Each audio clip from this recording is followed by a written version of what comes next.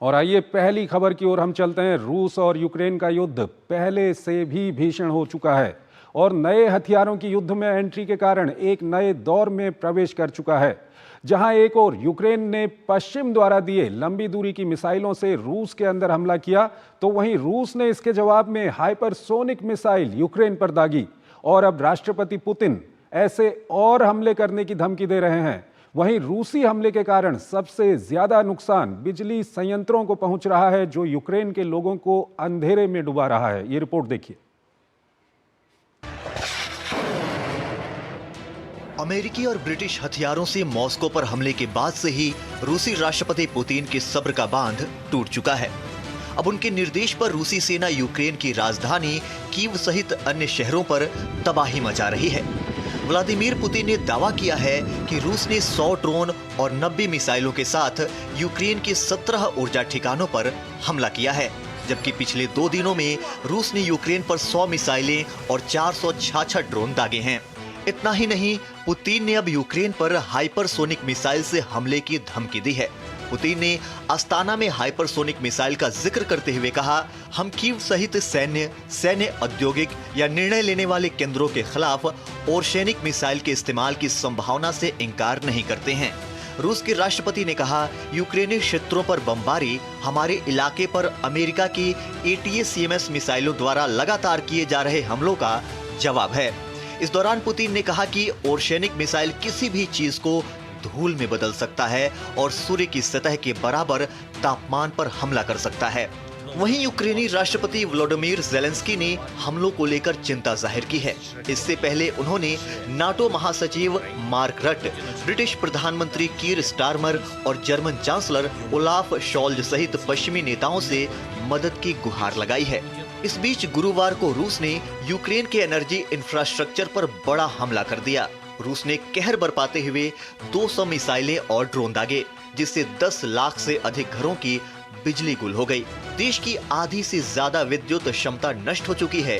वहीं यूक्रेनी अधिकारियों ने बताया कि 2 सप्ताह से भी कम समय में यूक्रेन के पावर ग्रिड पर रूस के दूसरे बड़े हवाई हमले ने इस आशंका को और बढ़ा दिया है कि रूस का उद्देश्य ठंड के मौसम से पहले देश की बिजली उत्पादन क्षमता को कम करना है। पूरे देश में बिजली को लेकर इमरजेंसी लागू कर दी गई है। बता दें कि 2 साल से ज्यादा वक्त से यूक्रेन रूस के साथ युद्ध की आग में जल रहा है। इस दौरान उसे काफी नुकसान झेलने पड़े हैं। हालांकि अपने सहयोगी देशों की मदद से वो रूस जैसे ताकतवर देश के सामने अभी भी टिका हुआ है।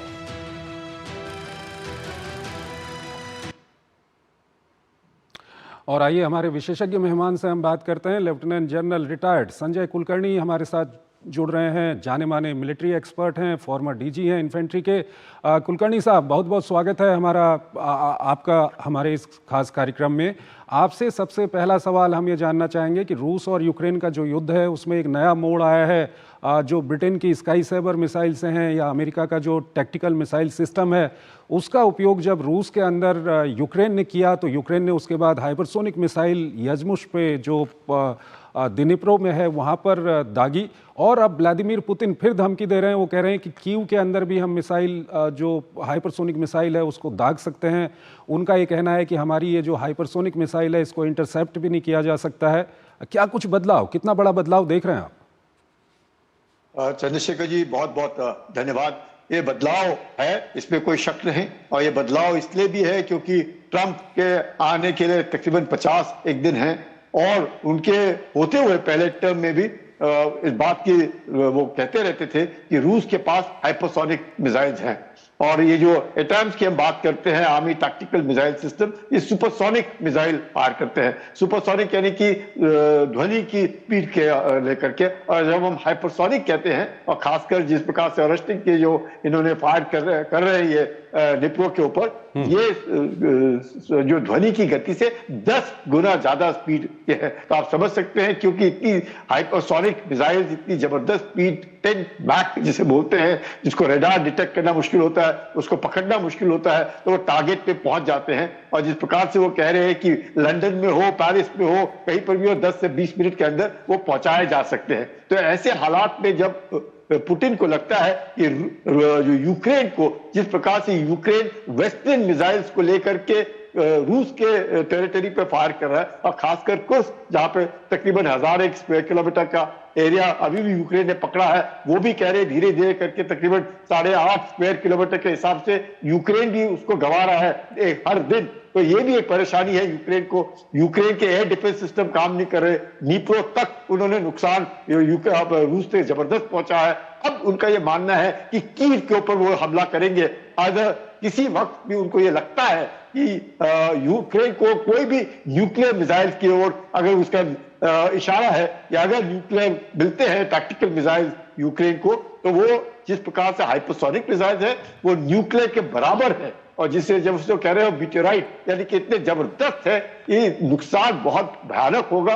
तो ये पुतिन का मानना है कि कम से कम ये जो 51 दिन है, जिसको उन्हें भी लगता है, विश्व को भी लगता है कि ट्रंप के आने के बाद, ट्रंप ने भी जिस प्रकार से एक लेफ्टिनेंट जनरल रिटायर्ड केलॉग को लगाया है कि रूस और यूक्रेन के मध्यस्थता करके किस प्रकार से इस लड़ाई को रोका जा सकता है, सीज फायर ला जा सकता है, और हर कोई अपना पोजिशनिंग कर रहा है। यूक्रेन चाहता है कि वो कुर्स्क ना हारे, और रूस चाहता है कि वो कुर्स्क वापस ले, और डोनेट्स रीजन जितना ज्यादा ले सकता है वो ले ले, जिससे बार्गेनिंग टेबल के ऊपर कम से कम रूस का पलड़ा भारी रहे। और अब लगने लगा है, मुझे ऐसे लगता है कि यूक्रेन को लग रहा है कि धीरे धीरे करके वो उनकी जो क्षमता है वो उसमें खामी आ रही है। वेस्टर्न लोगों का जो $725 मिलियन का एड देने के लिए यूएस तैयार है, पर जब तक वो एड आएगा और जब तक कार्रवाई होगी, मुझे लगता है देर हो चुकी होगी, और ट्रंप तब तक संभाल लेंगे।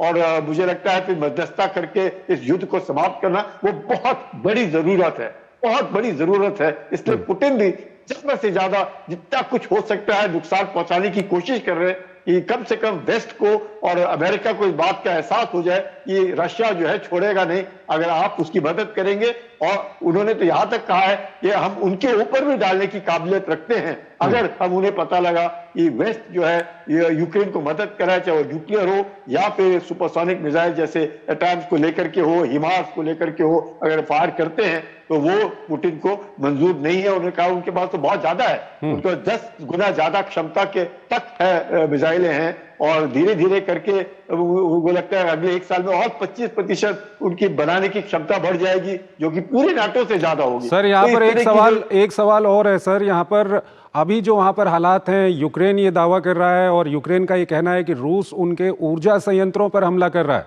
और जिस तरह से अब मौसम आने वाला है उससे पहले वहाँ पर अभी तक जो उनका कहना है कि करीब 10 लाख 20 लाख लोग अंधेरे में डूब गए हैं, और वहाँ के जो हालात हैं वहाँ पर ठंड में बिजली की काफ़ी ज़रूरत होती है। इस रणनीति को आप किस तरह से देखते हैं? मकसद ही रूस का यही है कि जैसे आपने बिल्कुल ठीक कहा, 10 लाख लोग अंधेरे में हैं, उनके एनर्जी, उनके पावर सेक्टर, उनका डिफेंस इंस्टॉलेशन, उनके जो जहां पर मैं कहूंगा कि डिसीजन मेकिंग सेंटर्स हैं, उनको वो टारगेट कर रहे हैं। मकसद यही है कि यूक्रेन के ऊपर ज्यादा से ज्यादा दबाव डाला जाए।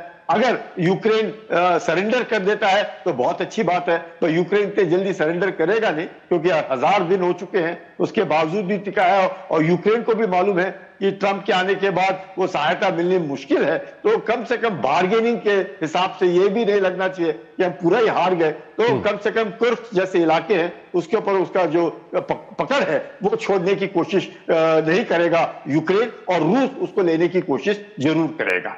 सर, जिस तरह से अभी जब जनवरी में ट्रंप एडमिनिस्ट्रेशन आ जाएगा और उसके बाद अगर कोई बातचीत होती है, हालांकि जो रूस की ओर से है, क्रेमलिन की ओर से है, वो बार बार ये कहा जा रहा है कि जो बाइडेन एडमिनिस्ट्रेशन था वो बातचीत में उतना इंटरेस्टेड नहीं था, लेकिन ट्रंप एडमिनिस्ट्रेशन कहीं ना कहीं शांति के लिए बातचीत में इंटरेस्टेड है। तो क्रेमलिन का ये कहना है कि मॉस्को भी तैयार है अगर इस तरह की कोई बातचीत होगी। तो आपको क्या लगता है ये मीडिएशन किस तरह का होगा और उस वक्त क्या कुछ होगा, यूक्रेन कैसे मानेगा?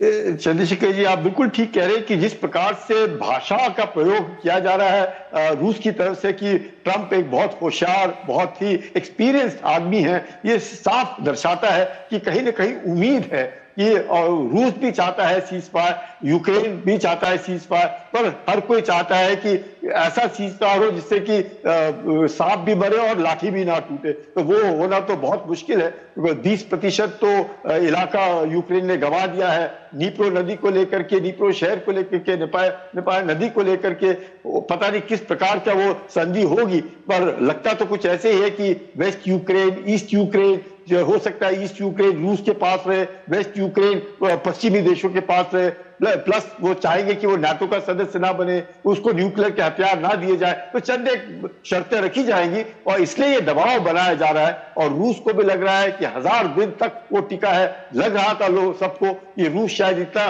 सैंक्शंस के बाद टिक नहीं पाएगा, तो वो तो हुआ नहीं, बल्कि यूक्रेन को परेशानी हुई, बूट्स ऑन ग्राउंड की परेशानी है। यूक्रेन भी लाखों सैनिक गंवा चुका है, रूस के भी जबरदस्त सैनिक मारे जा रहे हैं, 50,000 सैनिक उन्होंने भी रखे हैं कुर्स्क को लेने के लिए। कहा जा रहा है नॉर्थ कोरिया के भी सैनिक उनमें शामिल हैं, उनकी संख्या तकरीबन 10,000 है। तो रूस को भी परेशानी है, ऐसे नहीं कि रूस को परेशानी नहीं है, रूस को भी परेशानी है, लेकिन यूक्रेन जो है जिस प्रकार से बिल्कुल ही पश्चिमी देशों पर निर्भर है, वो वहां पे उसको परेशानी है, बूट्स ऑन ग्राउंड भी नहीं है और पूरा का पूरा पश्चिमी देश के ऊपर निर्भर, वो दिक्कत यूक्रेन को आ रही है। पर यूक्रेन जैसे आपने कहा, इतना होने के बावजूद भी कुर्स्क में अभी भी उसने अपना, मैं कहूंगा कि सरेंडर नहीं किया है, अपना दबदबा रखा है। जो इलाका पकड़ के बैठा है उसको लेने की कोशिश कर रहा है, उसको संभालने की कोशिश कर रहा है, गंवा रहा है धीरे धीरे, पर यूक्रेन दिखा रहा है कि जो सहायता उसको पश्चिमी देशों से मिल रही है उसका वो उपयोग कर रहा है और अपने